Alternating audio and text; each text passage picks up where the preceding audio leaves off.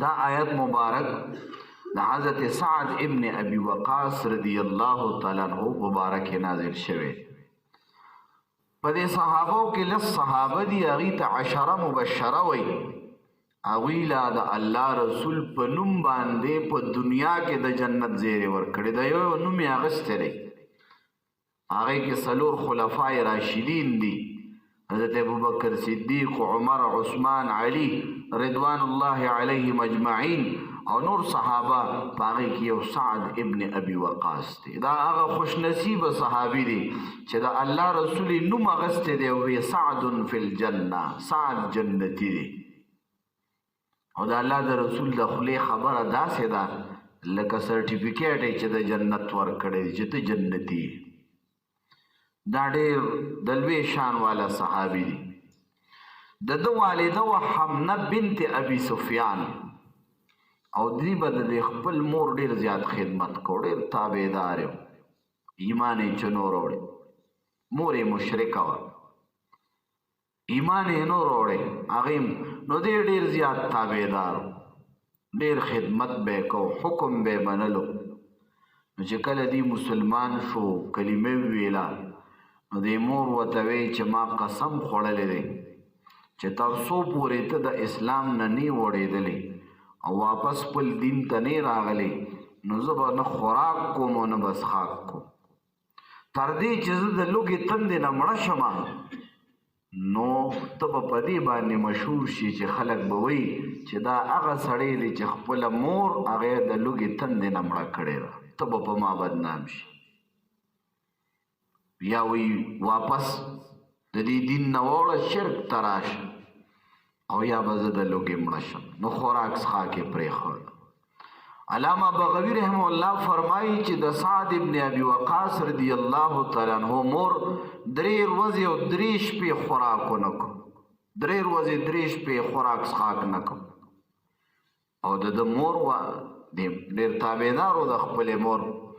نو چې 3 ورځې وشوې نو راغې وله. علامه بغوی رحمه الله فرمایي سعد ابن ابي وقاص راغی او د خپلې مور ته وی چې ای مورې، که چېرې ستا په دې بدن کې 100 روحونه وي، 100 او یو روح د نوځي او ته مرې وځي، نو قسم مې دی په الله وي چې زه به دا دین هېڅ چېرې پرېنږدم. ته د لوږې مړه شه، مړه ښې، خو زه دا دین نه پرېږدم او دا کلمه نه پرېږدم. د الله د رسول صلی الله علیه وسلم حدیث مبارک دی، لا طاعة لمخلوق فی معصیة الخالق. ګوره موږ دې شي خراب کړو، فلانې به خفه شي او فلانې به خفه شي.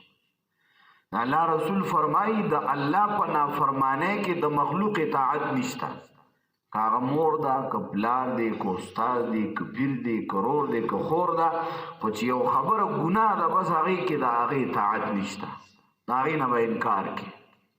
لا طاعة لمخلوق فی معصیة الخالق، چې هغه بنده چې هغه تا ته داسې حکم کوي چې هغه د الله نافرماني ده، بس خبره به یې نه مني. موږ کله د بل لپاره ځان ګناهګار کړو. اوس الله رستو آیاتونو کې فرمایي، خبر را روانه ده. او بیا هلته حدیث مبارک دی د ابوهریره رضی الله تعالی عنہ د حضرت انس صاحب چې څوک ګناه طرف ته راوبلي د هغه سزا څه ده، او څوک د نیکۍ طرف ته راوبلي د هغه بدله څه ده. خو دلته دومره خبره ده چې د الله د رسول دغه حدیث دا یو قاعده کلیه ده چې لا طاعة لمخلوق فی معصیة الخالق، د الله په نافرمانۍ کې د مخلوق اطاعت نشته. سعد ابن ابي وقاص رضی الله تعالی عنہ پلې مور ته وایي که ستا 100 روح وي او یو روح در نوځي، نو ستا دا 100 واړه روح به وځي، 100 ځله به مړه شي، خو زه به د الله دا دین پرېنږدم.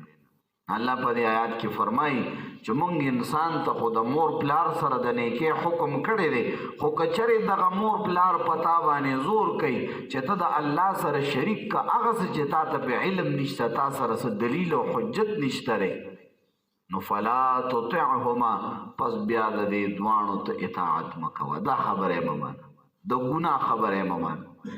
الی مرجعکم، زمونږ طرف ته ستاسو واپس کېدل دي، د مرګ نه بعد تاسو به زمونږ طرف ته واپس کولی شئ.